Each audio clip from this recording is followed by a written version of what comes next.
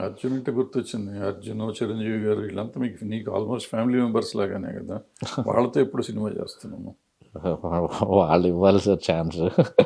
అంటే ఇక వాళ్ళ దృష్టికెళ్ళటమే వాళ్ళే అన్ని ఫంక్షన్లకి నీకు వాళ్ళే ఉంటారు కదా! లేదు. అంటే నాకు బేసిక్‌గా అంత స్టార్స్ డైరెక్షన్ చేయాలి అనే మైండ్ సెట్ లేదు సార్ యాక్చువల్లీ. అంటే నాకు చూసాను కదా నేను మామూలుగా వాళ్ళ సెట్‌లోకి వస్తేనే ఒక చిన్న వేరే అట్మాస్ఫియర్ ఉంటదసలు. అసలు మారిపోతుంది. సో, సినిమా మన చేతిలో ఉండదనే ఒక భయమైతే ఉంది.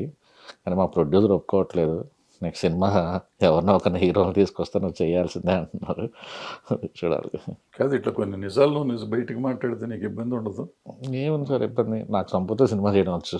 మళ్ళీ చేసుకుంటా. అట్లా కాదు కదా!